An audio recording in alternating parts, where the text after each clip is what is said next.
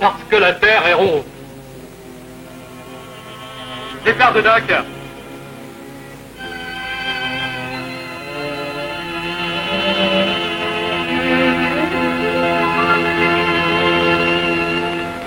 Le 6 octobre, arrivé dans la baie de Rio de Janeiro, une des merveilles du monde.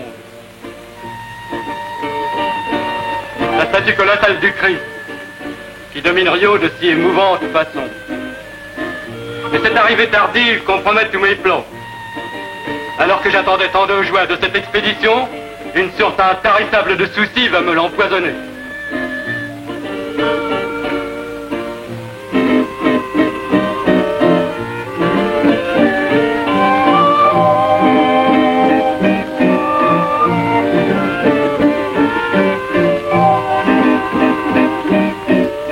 La ville lumière de l'Amérique du Sud.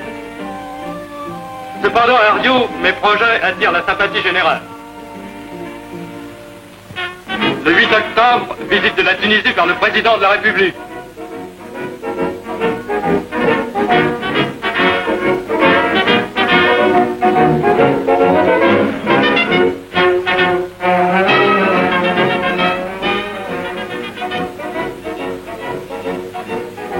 Ici, je dévoile au président Vargas les mystères de mon installation. Cependant, les mois se succèdent et avec une désespérante lenteur, les préparatifs d'immersion du tube avancent pendant que les frais, eux, grimpent. Que c'en est effrayant. Voici pourtant un pas sérieux. Mise à l'eau du flotteur Ferry.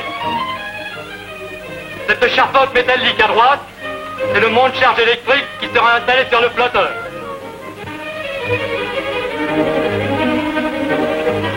À son premier contact avec l'eau, cependant assez calme, le flotteur manifeste une telle agitation que je crois tout perdu.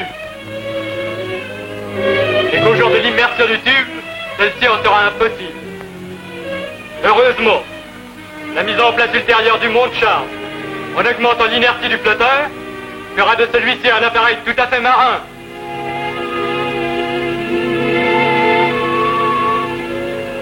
Obéissant seulement à la houle, comme vous le voyez ici, on a un beau mouvement d'alternatif, d'élévation et d'abaissement.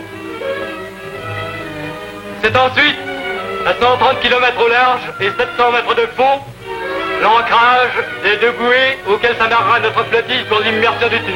Puis nous voici arrivant tout au fond de la baie de Rio pour de délicates opérations. Mise en place du premier élément du tube.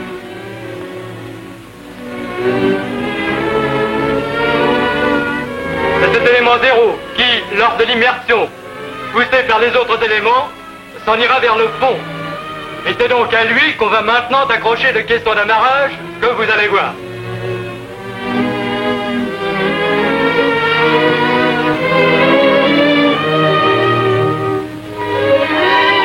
On met le caisson à l'eau pour le déposer sur le sol sous-marin. Mais je vous recommande l'homme au casque. À sa pose, on croirait qu'il commande la manœuvre. Il n'est chargé, en fait, que de retenir au bon moment la corde qui est à sa gauche.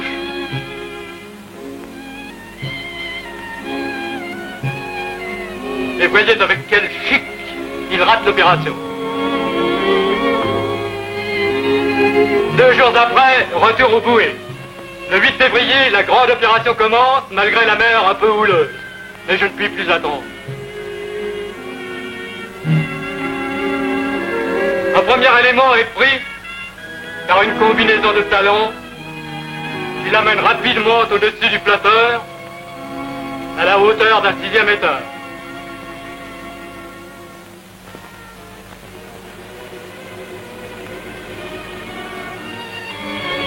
Malgré la houle, le tube s'enfile assez aisément dans le monte-charge. Puis descend par à coup jusqu'à l'élément 0,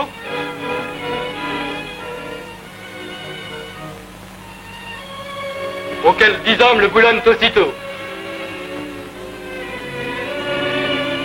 On enlève les cases et on descend lentement l'ensemble par les vis du monte-charge.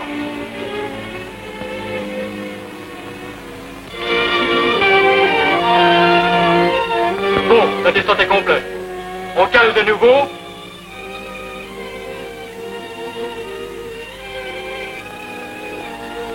Puis on passe à l'élément suivant, puis au troisième. Satisfaction générale. Pourtant, un fait inquiétant.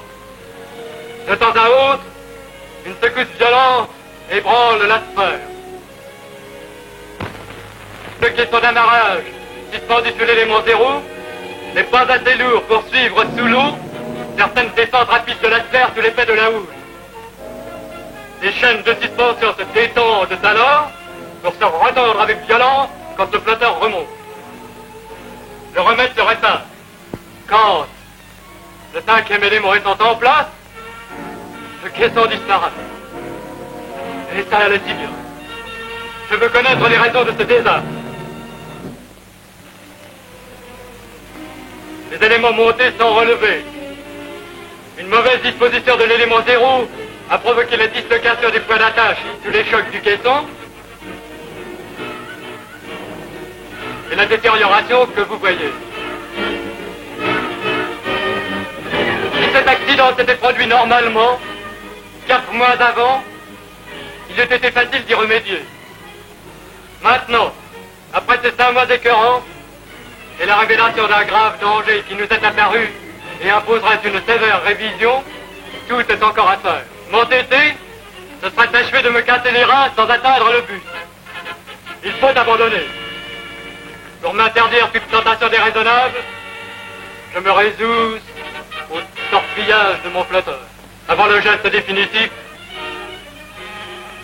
je vais sur le toit de l'usine, jeter un dernier regard sur cette flottille qui représentait tant d'efforts et d'espoir, et dont il restera bientôt moins que cette mélancolique perruque qui est la mienne, celle du pauvre bougre qui va signer lui-même l'écroulement de son œuvre. Et je suis allé porter au flotteur tout ce que j'avais de dynamite. Un trou de 40 cm de diamètre, mais au-dessus de la flottaison, et l'eau n'y pénètre qu'avec lenteur. Et il faut entamer avec le bel appareil une lutte de 6 heures, où je l'ai vu se débattre comme un être vivant, pour enfoncer la blessure sous l'eau et le forcer à disparaître. Pourtant, cette entreprise n'aura pas été vaine. Grâce aux dernières semaines si bien employées, quelques enseignements précieux sont venus s'ajouter aux réussites d'Ougré et de Cuba, et le grain est semé. La mer sera un jour la grande pourvoyeuse d'énergie de l'humanité. Dieu veuille qu'elle n'en fasse pas un trop mauvais.